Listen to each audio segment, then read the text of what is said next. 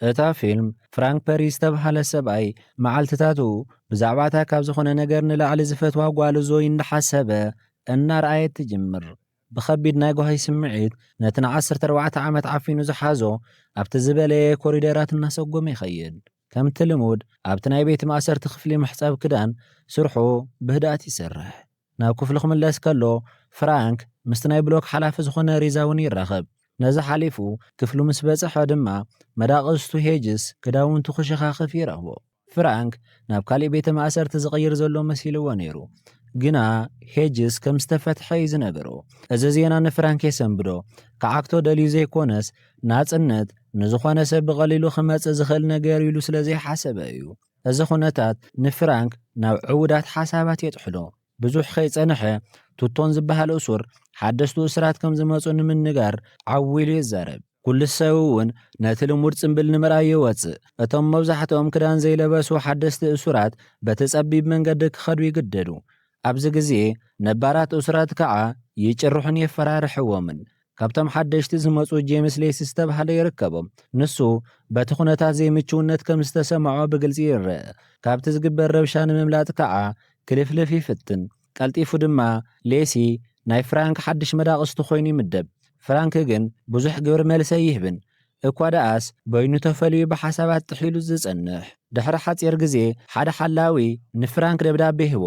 ከምዚ ዝኣመሰለ ንዓመታት በፂሕዋ ይፈልጥን እዩ። ተደናጊጹ ነቲ ኤንቨሎፕ ንምርኣይ ምኽፋት ይጅምር።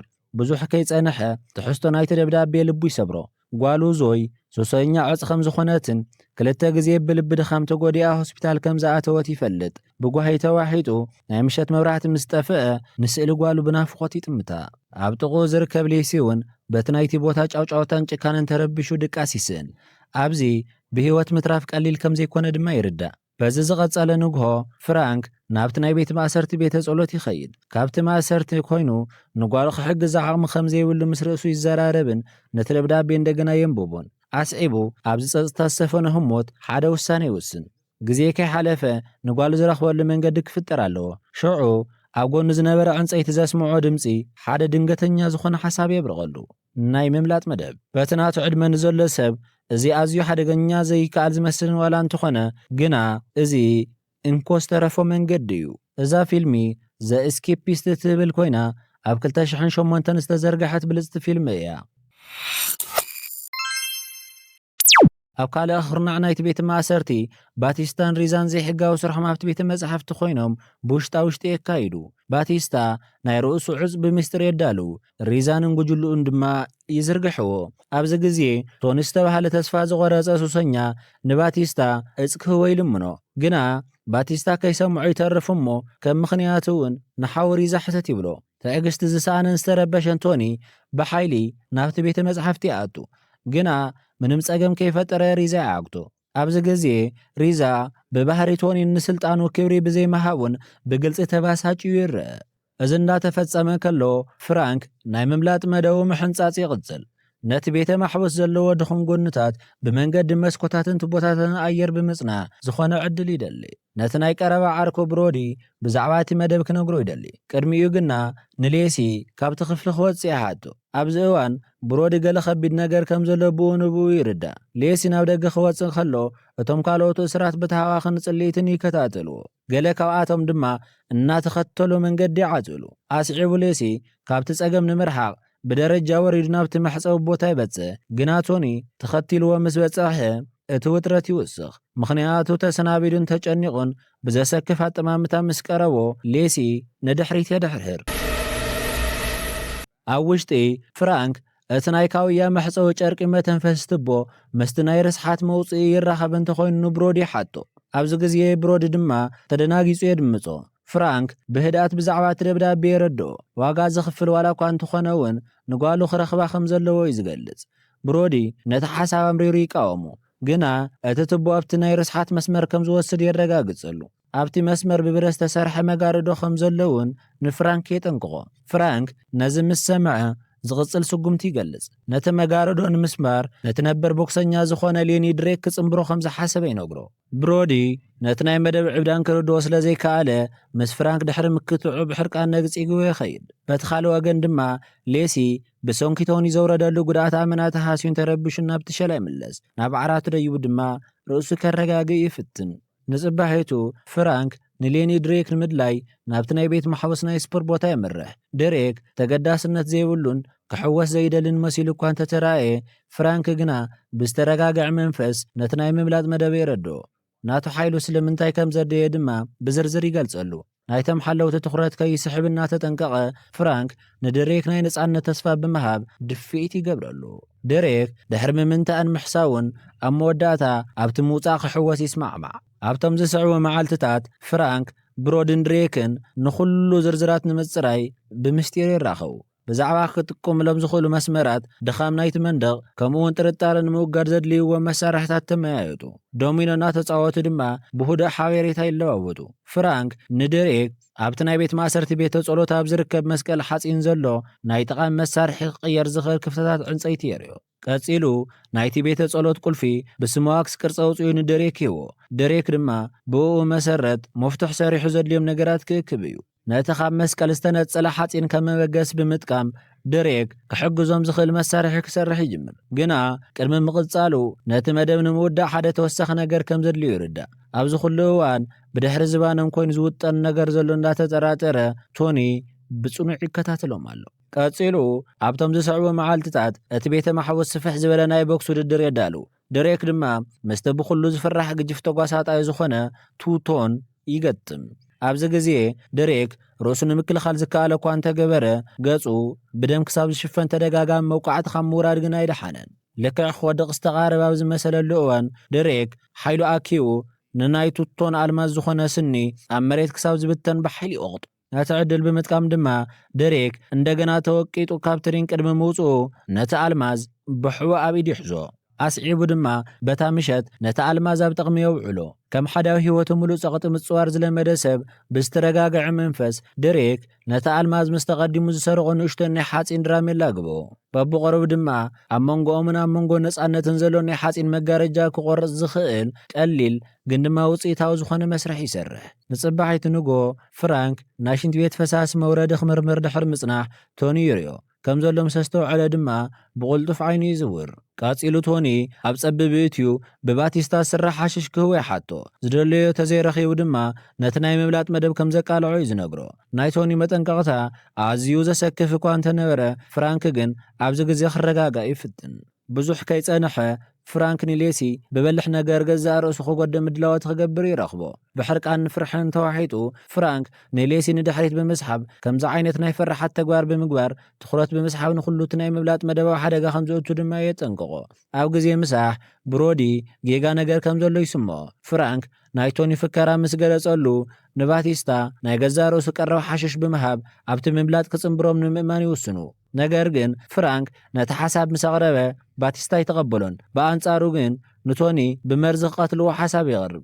ፍራንክ ግን ሬዛ እዚ እንተፈሊጡ ክመጽእ ከም ዝኽእል ብምዝራብ ምኽንያቱ ብስግኣት የካፍሎ። ባቲስታ ግን ሱሰኛታት ኩሉ ግዜ ሕልፊ ብምውሳድ ይሞቱ እዮም ብምባል ነቲ ስግኣት የቃልሎ። ፍራንክ እናተወላወለ ካብ ምቕባል ኣይተረፈን። ባቲስታ እውን ብመርዚ ዝተለወሰ ሓድሽ እኹል መጠን ዘለዎ ሓሽሽ የዳሉ። ስዒቡ ክዳውንቲ ክእክብ ከሎ ኣብ ፍራንክ ብሕቡእ የቐምጦ። ንጽባሒቱ ንግሆ ሌሲ ክበራበር ከሎ ቶኒ ብዘሰክፍ ኣጠማምታ ኣብ ልዕሊኡ ተደሪቡ ይረኽቦ። ቶኒ ኣጥቢቑ ምስ ሓዘውን መንኣዛዚ ምዃኑ ምስ ኣርኣዮን እቲ ረዓድ ብፍጥነት ይዝውር። ቶኒ እውን በቲ ዝፈጠሮ ፍርሒ ምስ ዓገበ ንሌሲ ገዲፉ ነቲ ሓሽሽ ንምውሳድ ብቐጥታ ናብ ፍራንክ የመርሕ። ፍራንክ ነቲ ዝተመረዘ ሓሽሽ ክህቦ ምስ ተዳለወ ካብቶም ናይ ቶኒ መሻርክቲ ሓደ ዝኾነ ሳይክስ ቅድሚ ኩሉ ንኽምኩሮ ናብቲ ክፍሊ እትዎ። በዚ እውን ናይ ፍራንክ ጭንቀት ናብ ዝለዓለ ደረጃ ይበጽሕ። ሳይክስ መጀመርታ እንተወሲዱ ቶኒ እቲ ሓሽሽ መርዚ ከም ዘለዎ ብኡ ንብኡ ክፈልጥ እዩ። ስለዚ ብኸምዚ ከይፈሸለ ፍራንክ ግዜ ንኽወስድ ይፍትን። ቶኒ ግን ትዕግስቲ እናወድአ ንፍራንክ መዋጠሪ ክሳብ ዝስእኒ ይደፋፍኦ። ካልእ መማረፂ ምስ ተፍኦ ፍራንክ እቲ መድሓኒት ዝሓብአሉ ካቢነ ይኸፍቶ። ነገር ግን ልክዕ ሳይክስ ነቲ ባች ክምኩሮ ምስ ተዳለወ ሌሲ ብሃንደበት ብምቕራብ ወንበር ኣልዒሉ ንቶኒ ኣብ ርእሱ ደጋጊሙ ይሃርሞ። ቀጺሉ ሌሲ መተርኣሰ ልዒሉ ክዕፍኖ ይፍትን። ፍራንክ ነገሩ ስለ ዝተረድኦ ጣልቃ ብምእታው ቀልጢፉ ነቲ መተርኣሱ ይምንጥሎ። ቶኒ ግን ብኸቢድ ተጎድኡን ርእሱን ዘይርዎ ኣሎ። ቀጺሉ ኣብቲ ኣምባጓሮ ሳይክስ ነቲ ዝተመረዘ መድሓኒት ሒዙ ሓዲሙ ይወፅእ። ቶኒ ገና ብህይወት እኳ እንተነበረ ብኸቢድ ተጎዲኡ ደው ንኽብል ይቃለስ ኣሎ። ኣካላቱን እናተንገድገደ ናብ ማዕጾ ገጽ ድማ ይምርሕ። ብዝሰለለን ራዕዲ ዝተመልአን ድምፂ ድማ ንሪዛ ይጽውዖ። እቶም እሱራት ኣብቲ ኮሪደር እናተንገዳገደ ክሳብ ኣብቲ መደያይቦ ሚዛኑ ስሒቱ ዝወድቕ ብትዕዝብቲ ይርእይዎ ኣለዉ። ቀጺሉ እውን ተወርዊሩ ሚዛኑ ብምስኣን ድምፂ መስበርቲ ክሳዱ ኣብቲ ብሎክ ብኸቢዱ ኣቃልሐ። በቲ ቅጽበት ድማ ሓደ ተቖጻጻሪ ንሪዛ ብዛዕባ ሓዊ ዘጋጠመ ኩነታት ክነግሮ ይጎይ።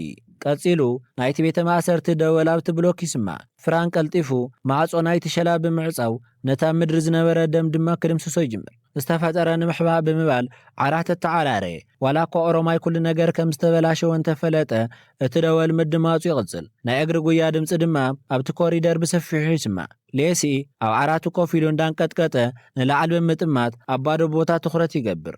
ሓሳባት እውን በቲ ክመጽእ ዝኽእል ሳዕቤን ተታሒዙ ብፍርሒ ይመልእ። ኣብዚ ግዜ ፍራንክ ብህድኣት ከረጋግኦ ይፍትን። ክልቲኦም ግና እቲ ኩነታት ካብ ቁፅጽሮም ወጻኢ ከም ዝኾነ ይፈልጡ እዮም። ፍራንክ ንስእሊ ጓሉ እናረኣየ ንሌሲ ኩሉ ሰላም ክኸውን ኢሉ ብምዝራብ ተስፋ ይህቦ። እዚ ግን ንሱ እውን ዘይኣምነሉ መጽባዕ እዩ ነይሩ። ድሕሪ ቁሩብ ግዜ ሌሲ ናብ ጸልማት ክፍሊ ይወሰድ። ቀጺሉ ፍራንክ ነቶም ካልኦትን በዚ ጉዳይ ምዝርራብ ይገብሩ።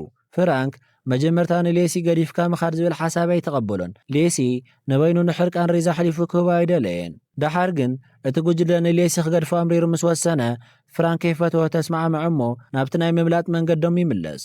በቲ ሓደ ወገን ሪዛ ሬሳ ናይቲ ብዝተመረዘ መድሓኒት ዝሞተ ሳይክስ ይረክብ። ብሕርቃንን ሓዘንን ተዋሒጡ ድማ ናብቲ ናይ ፍራንክ ሸላ ቀጺሉ ይኣቱ። ፍራንክ ብውሽጡ ፍርሒ እኳ እንተተሰምዖ ህዱእ መሲሉ ክቐርብ ካብ ምፍታን ግን ኣይከልከሎን። ወሲኹ ንሪዛ ሸጋራ እውን ይጋብዞ። ሪዛ ግን ኣብ ጥቕኡ ትኪ ከም ዘይደሊ ብምግላጽ ኣይተቐበሎን። ኣስዒቡ እውን ፍራንክ ቀልጢፉ ነቲ ሽጋራ የጥፍኦ። ሪዛ ብዘይ ቃላት ስቑ ኢሉ ብምጥማት ብቻ ብዙሕ ነገር ብምሕሳብ ድማ ጸቕጢ እናወሰኸ ይመጽእ። ቀጺሉ ካብ ጣውላ ስእሊ ናይ ዞየል ዒሉ ብዛዕባ ጓል ይሓቶ። ሪዛ ንፍራንክ ስድራ ቤት ኣብ ዓለም እቲ ዝበለጸ ነገር ምዃኑን ንጓሉ ዘፍቅር ሰብ ድማ ነዚ ክርድኦ ከም ዝግባእ ይገልጸሉ። ቀጺሉ ሪዛ ብዛዕባ ሕማቕ ሞት ቶኒ መብርሂ ይሓቶ። ኣብዚ ግዜ ፍራንክ ስምዒቱ ተቖጻጺሩ ንኽሕሱ ይፍትን።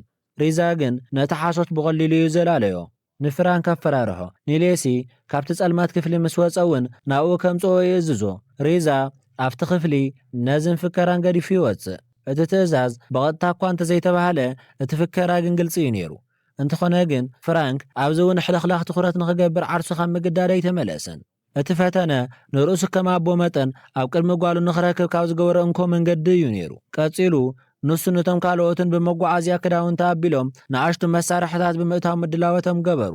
ፍራንክ ብድንገት ጠያቓይ ከም ዝመጽእ ምስ ተነገረ ግን ኩሉ ነገር ደው ይብል። መን ከም ዝደልዮ ስለ ዘይፈለጠ ተጠንቂቑ እዩ ዝኣቱ። ብድሕሪኡ እቲ ቤትሮ ድማ ብሓዘን ዝተመልአ ሰበይቲ ተቐሚጣ ይረክብ። ንባዓታ እናፈሰሰ ጓሉ ዘይ ከም ዝዓረፈት ንፍራንክ እውን ትነግሮ። እዚ ቓል ምስ ሰምዐ ናይ ፍራንክ ዓለም ይፈርስ። ክብደት ናይቲ ሓዘን ሙሉእ ብምሉኡ ሓጦ። ንኻልእ ነገር ዝኸውን ቦታ ድማ ይነበሮን። ድሕሪ ገለ ግዜ ሌሲ ካብ ጸልማት ክፍሊ ተለቐቐ። ምስ ተመለሰ ፍራንክ ኣብ ዓራቱ ኮፍ ኢሉ ነቲ ትውስታ ጥራሕ ዝኾነ ስእሊ ጓሉ ብምርኣይ ኣብ ሓዘን ውሽጡ ኮይኑ ይጸንሖ።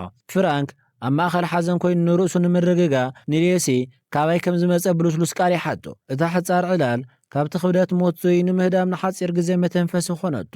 ድሕሪኡ ፍራንክ ናይ ሪዛ ትእዛዝ ይነግሮ። ቀጺሉ ድማ ዝተጠቕለለት ወረቐት ሂቡ ንብሮዲ ንኽህቦ ይነግሮ።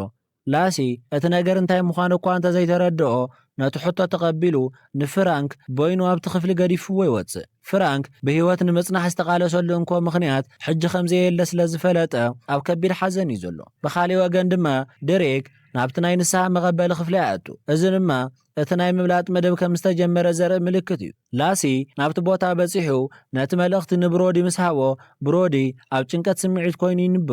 ፍራንክ ከየምልጥ ወሲኑ ነይሩ። ምኽንያቱ እኳ እንተዘይፈለጡ እቶም ካልኦት ነቲ መደብ ቀጸልዎ። ናብቲ ቤት ማሕቡስ ክፍሊ ምስ ተመለስና ፍራንክ ናብ ክፍሊ ሪዛ ይመርሕ። ኣስዒቡ ሪዛ ብቐጥታ ላሳበይ ከም ዘሎ ይሓቶ። ነገር ግን ፍራንክ ብዝረግአ መንፈስ ንሕጡኡ እንከይመለሰ ብዛዕባ ሓደ ዘንበቦ መጽሓፍ ምዝራብ ይጅምር። ዝተነዳደደ ሪዛ ሕጡኡ ደገመ። ይኹን እምበር ፍራንክ እውን ኣይመለሰሉን። እቲ ታሪኽ ብዛዕባቶም ኩሎም ነገር ዘለዎም ዝመስሎም ግናኸ ሓደ መዓልቲ ዝርስዑ ሰባት ከም ዝዛረበ እዩ ዘረድኦ። ሪዛ ከም ዝተነዓቐ ስለ ዝተሰምዖ ከፈራርሑ ይፍትን። ነገር ግን ፍራንክ ፍሽኽታ ጥራሕ ይዝህቦ። ድሕሪኡ ፍራንክ ሓንቲ ንእሽተይን በልሕ ነገር ይህቦ እሞ ላስ ኣምሊጡ ከም ዝኸደ ድማ ይነግሮ። ድሕሪኡ ክወፅእ ምስ በለ ሪዛ ብሃንደበት ብድሕሪት ቀሪቡ ይወግኦ። ድንጋፅን ቃንዛን ዝተሓዋሶ ፍራንክ ኣብ መሬት ይወድቕ። ብኡ ንብኡ ድማ ሓለውትን ሰብ ሞያን ሕክምናን እናጎየዩ ይኣቱ። ኣብዚ ግዜ ዝሪኦ ነገር እናደብዘዘ ይመጽእ። እቲ ሓቀኛ ዓለም ድማ እናርሓቑ ኸደ። ኣብቲ ዝጠፍኦ ዝነበረ ንቕሓት ሕሊንኡ ፍራንክ ዝተፈለየ መወዳእታ ብምስሉ ይሓስብ። ኣብ ጸበብቲ ትቦታት ክሕምብብን ኣብ መውረዲ ርስሓት ተለዊሱ ናብታ ናይ መወዳእታ ኮንክሪት መንደቕ በፂሑ ይረኣዮ። ብሮዲ ኣብ ጎኑ ክመውት ብምናቡ ረአየ። እዚ ቅጽበት እዚ ክሰብሮ ተቓረበ። ይኹን እምበር ንቕድሚት ምግስጋሱ ግን ይቕጽል። ኣብቲ ቈርጽዎ ዝነበረ መንገዲ ባቡር ባቲስታ ክወድቕ ከለውን ይረኣዮ። ነፍሲ ወከፍ ክሳራ ምጥፋእ ከቢድ እኳ እንተነበረ ብምናቡ ግን ዝረሓቐ ይመስል ነበረ። ኣብ መወዳእታ ካብ ቃንዛ ንላዕሊ ኣብ ዝወሰዶ ናይ መወዳእታ ራእይ ፍራንክ ንላስ ኣስዒቡ ኣብ ሓደ መደብር ባቡር ጣብያ ይበጽሕ። ሽዑ ኣብ ለንደን ናብ ዝርከብ ጸጥ ዝበለን ጽቡቕን ፓርክን ይኣቱ። ኣብኡ ድማ ምዛ ካብ ኩሉ ንላዕሊ ዝፈትዋ ጓሉ ዞይ ይራኸብ። እዚ ርክብ እዚ ክፍጠር ዝኽእል ኣብ መወዳእታ እቲ ጉዕዞ ጥራሕ እዩ ነይሩ። ብኸምዚ እውን ተዛዘመት። እታ ቪድዮ ኣስተማዒርኩማ ክትኮኑ ተስፋ ይገብር። ክሳብ ሕጂ ሳብስክራይብ ዘይገበርኩም እንትኾንኩም ድማ ሕጂ ሳብስክራይብ ዝብል ቁልፊ ጠወቑ። ከምኡውን ኣብ ስክሪን ዝርከብ ሓደሽቲ ናይ ፊልም ክሊፓት ረኣዩ። ኣብ ቀረባ እዋን ሓደ ሽሕ ክንበጽሕ ኢና ክንገብሮ ኢና።